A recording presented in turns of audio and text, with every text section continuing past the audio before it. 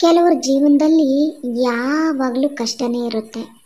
ಜೀವನ ಪರ್ಯಂತ ನೋವನ್ನೇ ನೋಡ್ಕೊಂಬರ್ತಾರೆ. ಅಂದರೆ ಹುಟ್ಟಿನಿಂದ ಪ್ರೌಢಾವಸ್ಥೆಗೆ ಬಂದು ಮದುವೆ ಆಗಿ ಆ ಸಂಸಾರದಲ್ಲೂ ಕಷ್ಟ, ನೋವು. ಎಷ್ಟು ದುಡಿದ್ರೂ ಕೂಡ ಹಣ ಇರೋದಿಲ್ಲ. ಬಡತನದ ಬೇಗೆಯಲ್ಲಿ ಬೇಯ್ತಾ ಇರ್ತೀರ. ಈ ಕಷ್ಟಗಳಿಂದ ಹೇಗಪ್ಪ ದೇವರೇ ಹೊರಬರೋದು? ಯಾಕಪ್ಪ ನನ್ನ ಹಣೆ ಬರನ ಈ ರೀತಿಯಾಗಿ ನೀನು ಬರೆದುಬಿಟ್ಟೆ? ಹೀಗೆ ತುಂಬ ನೊಂದ್ಕೊಳ್ತಾ ಇರ್ತಾರೆ.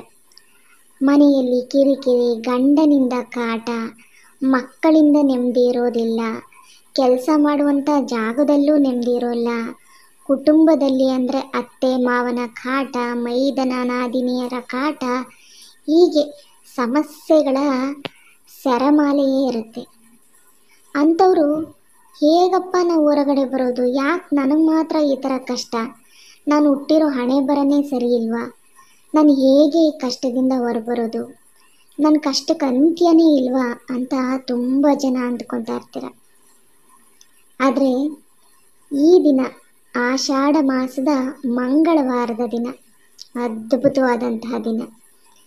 ಈ ದಿನ ಸಾಧ್ಯವಾದಷ್ಟು ನೀವು 9 ಗಂಟೆ, ಬೆಳಗ್ಗೆ 9 ಗಂಟೆ ಸಮಯದಲ್ಲಾಗ್ಬೋದು ಅಥವಾ ಸಾಯಂಕಾಲ ಸಮಯದಲ್ಲಾಗ್ಬೋದು. ಆ ಟೈಮು ಕೂಡ ಮೀರಿತು ಅಂದರೆ ರಾಹುಕಾಲದ ಸಮಯದಲ್ಲೂ ಕೂಡ ಈ 5 ದೀಪವನ್ನು ನೀವು ಬೆಳಗಬೇಕಾಗುತ್ತೆ. ಎಷ್ಟೊಂದು ವಿಶೇಷವಾದಂಥ ದೀಪ ಇದು ಅಂತಂದರೆ, ಈ ದೀಪನ ನಾವು ಬೆಳಗಬೇಕಾಗಿರೋದು ವಾರಾಹಿ ಅಮ್ಮನವರಿಗೆ.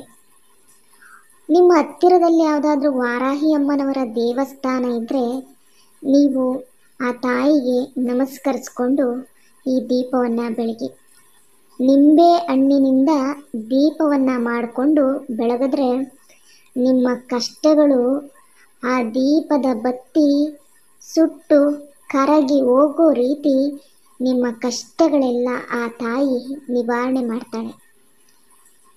ಶಕ್ತಿ ದೇವತೆಗಳನ್ನು, ಯಾವುದೇ ಶಕ್ತಿ ದೇವತೆಗಳನ್ನು ಆರಾಧನೆ ಮಾಡಿದರೂ ಕೂಡ ಈ ದಿನ ನಿಮಗೆ ಎಲ್ಲದರಲ್ಲೂ ಏಳಿಗೆ ಆಗುತ್ತೆ, ನಿಮ್ಮ ಕಷ್ಟವೆಲ್ಲ ಕರಗಿ ಹೋಗುತ್ತೆ.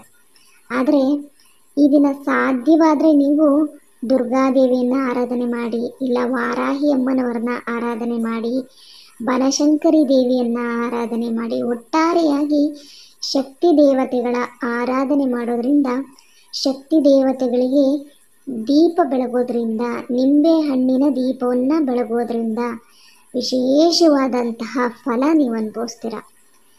ನೀವು ಇದುವರೆಗೂ ಎಷ್ಟೆಲ್ಲ ದಾರಿದ್ರ್ಯವನ್ನು ಅನುಭವಿಸ್ಕೊಂಡು, ಕಷ್ಟಗಳನ್ನು ಅನುಭವಿಸ್ಕೊಂಡು, ನೋವುಗಳನ್ನು ಅನುಭವಿಸ್ಕೊಂಡು ನೀವು ಜೀವನ ಸಾಗಿಸ್ತಾ ಇದ್ದರೂ, ಇನ್ನು ಮುಂಬರುವಂತಹ ದಿನಗಳು, ಮುಂಬರುವಂತಹ ಶ್ರಾವಣ ಮಾಸದಿಂದಲೇ ನಿಮಗೆ ನಿಮ್ಮ ಜೀವನದಲ್ಲಿ ಏಳಿಗೆಯನ್ನು ನೋಡ್ಕೊಳ್ತಾ ಹೋಗ್ತೀರ. ಎಲ್ಲದರಲ್ಲೂ ಕೂಡ ಯಶಸ್ಸನ್ನು ನೋಡ್ತಾ ಹೋಗ್ತೀರ. ಅದ್ಭುತವಾದಂಥ ರೀತಿಯಲ್ಲಿ ಜೀವನ ಬದಲಾಗ್ತಾ ಹೋಗುತ್ತೆ. ಹಾಗಿದ್ರೆ ಯಾವ ರೀತಿಯಾಗಿ ಈ ನಿಂಬೆಹಣ್ಣಿನ ದೀಪವನ್ನು ಹಚ್ಚಬೇಕು ಅನ್ನೋದನ್ನು ಪೂರ್ತಿಯಾಗಿ ತಿಳಿಸ್ಕೊಡ್ತೀನಿ. ವಿಡಿಯೋವನ್ನು ಪೂರ್ತಿಯಾಗಿ ನೋಡಿದರೆ ನಿಮಗೆ ಅರ್ಥವಾಗುತ್ತೆ. ಹಾಗೆ ಈ ವಿಡಿಯೋಗೆ ಒಂದು ಲೈಕ್ ಕೊಡಿ. ಹಾಗೆ ವಾರಾಹಿ ಅಮ್ಮನವರನ್ನು ನೆನೆಯುತ್ತಾ ನನ್ನ ಚಾನಲನ್ನು ಸಬ್ಸ್ಕ್ರೈಬ್ ಮಾಡ್ಕೊಳ್ಳಿ. ಸ್ನೇಹಿತರೆ, ಈ ದಿನ ಸಾಧ್ಯವಾದಷ್ಟು ಬೆಳಗ್ಗೆ ಮಾಡಿ 9 ಗಂಟೆ ಒಳಗಡೆ, ಇಲ್ಲ ಸಾಯಂಕಾಲ ಸಮಯದಲ್ಲಿ ಮಾಡಿ, ಇಲ್ಲ ರಾಹುಕಾಲ ಸಮಯದಲ್ಲೂ ಕೂಡ ನೀವು ಮಾಡ್ಬೋದು. ಹತ್ತಿರದಲ್ಲಿ ಯಾವುದಾದ್ರೂ ದುರ್ಗಾದೇವಿಯೋ ಶಕ್ತಿ ಪೀಠಗಳು ಇತ್ತು ಅಂತಂದರೆ, ಅಂದರೆ ಶಕ್ತಿ ದೇವತೆಗಳು ಇತ್ತು ಅಂತಂದರೆ ಅಲ್ಲಿ ಹೋಗಿ ನೀವು 5 ದೀಪವನ್ನು ಮಾಡಬೇಕಾಗತ್ತೆ. 3 ನಿಂಬೆಹಣ್ಣನ್ನು ತೆಗೆದುಕೊಂಡು ಅದರಲ್ಲಿ ಒಂದು ಭಾಗವನ್ನು ಕಟ್ ಮಾಡಿ ಹಾಗೆ ಇಡಿ. ಇನ್ನು 5 ದೀಪವನ್ನು ನೀವು ಮಾಡಬೇಕಾಗುತ್ತೆ. ನಿಂಬೆ ಹಣ್ಣಿನ ಪೂರ್ತಿಯಾಗಿ ಹಿಂಡಿಬಿಟ್ಟು ಅದನ್ನು ಉಲ್ಟಾ ಮಾಡಿದ್ರೆ, ಅಂದರೆ ಆ ಸಿಪ್ಪೆಯನ್ನು ಉಲ್ಟಾ ಮಾಡಿದ್ರೆ ದೀಪ ರೆಡಿ ಆಗುತ್ತೆ. ಅದಕ್ಕೆ ಪೂರ್ತಿಯಾಗಿ ಅರಿಶಿಣವನ್ನು ಲೇಪನ ಮಾಡಿ, ಕುಂಕುಮದ ಬೊಟ್ಟುಗಳನ್ನಿಟ್ಟು, ತುಪ್ಪದ 2 ಬತ್ತಿಗಳನ್ನು, 2 ಬತ್ತಿಗಳನ್ನು ತುಪ್ಪದ ಬತ್ತಿಗಳನ್ನಿಟ್ಟು, ಅಕ್ಕಿಯನ್ನು ತೆಗೆದುಕೊಳ್ಳಿ. 1 ಪಾವು ಅಕ್ಕಿಯನ್ನು ತೆಗೆದುಕೊಂಡು ಆ ಅಕ್ಕಿ ಮೇಲೆ 5 ದೀಪಗಳನ್ನು ಸುತ್ತ ಇಟ್ಟು, ಮಧ್ಯದಲ್ಲಿ ಒಂದು ನಿಂಬೆಹಣ್ಣಿಟ್ಟು, ಅದಕ್ಕೆ ಅರಿಶಿಣ ಕುಂಕುಮವನ್ನಿಟ್ಟು, 2 ಬಾಳೆಹಣ್ಣು, 2 ವೀಳ್ಯದೆಲೆ, ಅಡಿಕೆ ಇಷ್ಟನ್ನ ನೀವು ತಾಂಬೂಲ ಇಟ್ಟು ಅದರ ಜೊತೆಗೆ 1 ರೂಪಾಯಿ ಆಗಲಿ 11 ರೂಪಾಯಿ ಆಗಲಿ ಕಾಣಿಕೆಯನ್ನಿಟ್ಟು ಊದುಬತ್ತಿ ಕರ್ಪೂರವನ್ನು ತೆಗೆದುಕೊಂಡು ಹೂವನ್ನು ಆ ದೀಪಕ್ಕೆ ಅಲಂಕಾರ ಮಾಡಿಕೊಂಡು ಅಮ್ಮನವರಿಗೆ ನೀವು ಬೆಳಗುವಂಥದ್ದು. ಈ ಥರ ಸಾಧ್ಯವಾದರೆ ಈ 1 ವಾರನಾದರೂ ಮಾಡಿ. ಈ 1 ವಾರದಲ್ಲೇ ನಿಮ್ಮ ಜೀವನದಲ್ಲಿ ತುಂಬಾ ಏಳಿಗೆ ಆಗುತ್ತೆ. ಎಲ್ಲ ವಾರಗಳು ನಿಮಗೆ ಮಾಡೋಕ್ಕಾಗಿಲ್ಲ ಆಷಾಢ ಮಾಸದಲ್ಲಿ ಅಂದರೆ 1 ವಾರ ನಿಮ್ಮ ಅನುಕೂಲತೆಗೆ ತಕ್ಕಂಗೆ ಭಕ್ತಿ ಶ್ರದ್ಧೆಯಿಂದ ಮಾಡಿ. ಖಂಡಿತವಾಗಿ ಆ ತಾಯಿಯ ಅನುಗ್ರಹ ನಿಮಗೆ ಸಿಕ್ಕೇ ಸಿಗುತ್ತೆ. ಆ ತಾಯಿ ಒಮ್ಮೆ ನಮ್ಮ ಕಡೆ ದೃಷ್ಟಿ ಹಾಯಿಸಿದರೆ ಸಾಕು, ನಮ್ಮ ಕಷ್ಟಗಳೆಲ್ಲ ಮಂಜಿನಂತೆ ಕರಗೋಗುತ್ತೆ. ಎಲ್ಲದರಲ್ಲೂ ಏಳಿಗೆಯನ್ನು ನೋಡ್ತೀವಿ. ಯಾವುದೇ ರೀತಿ ಸಮಸ್ಯೆ ಅನ್ನೋದೇ ಬರೋದಿಲ್ಲ. 5 ದೀಪ ಬೆಳಗೋದು ಅತ್ಯಂತ ಶ್ರೇಷ್ಠ ಅಂತ ಹೇಳ್ತಾರೆ. ಹಾಗಾಗಿ ಈ ಶಕ್ತಿ ದೇವತೆಗಳಿಗೆ 5 ದೀಪಗಳನ್ನು ಬೆಳಗೋದು ಒಳ್ಳೆಯದು. ಬನಶಂಕರಿ ಅಮ್ಮ ಆಗಿರ್ಬೋದು, ದುರ್ಗಾದೇವಿ ಆಗಿರ್ಬೋದು, ಚಾಮುಂಡೇಶ್ವರಿ ಆಗಿರ್ಬೋದು, ನಿಮ್ಮ ಹತ್ರದಲ್ಲಿ ವಾರಾಹಿ ಅಮ್ಮನವರಿದ್ದರೆ, ಆ ವಾರಾಹಿ ದೇವಾಲಯ ಇದ್ದರೆ ಅಲ್ಲಿ ಹೋಗಿ ಬೆಳಗಿದ ನಂತರ ಆ ಅಕ್ಕಿಯನ್ನು ಅಲ್ಲೇ ದೇವಸ್ಥಾನದ ಆವರಣದಲ್ಲಿ ಇಟ್ಬಿಡಿ. ಅದನ್ನು ದೇವಸ್ಥಾನದ ಅರ್ಚಕರು ತೆಗೆದುಕೊಂಡು ಆ ತಾಯಿಗೆ ಅಥವಾ ಆ ದೇವಸ್ಥಾನದಲ್ಲಿ ಒಂದು ಪ್ರಸಾದವಾಗಿ ಅದನ್ನು ಉಪಯೋಗಿಸ್ಕೋತಾರೆ. ಅದು ಯಾವುದೇ ಪ್ರಕಾರದಲ್ಲಿ ಉಪಯೋಗಿಸ್ಕೊಳ್ಬೋದು. ಆ ತಾಯಿಗೆ ಸಮರ್ಪಣೆ ಮಾಡಿಬಿಡಿ. ಎಲ್ಲವೂ ಕೂಡ ಶುಭವೇ, ಎಲ್ಲವೂ ಕೂಡ ಏಳಿಗೆಯನ್ನೇ ನೋಡ್ತೀರ. ಇದುವರೆಗೂ ಅನುಭವಿಸಿದ ನೋವು ಕಷ್ಟ ಎಲ್ಲ ಬದಲಾಗುತ್ತೆ.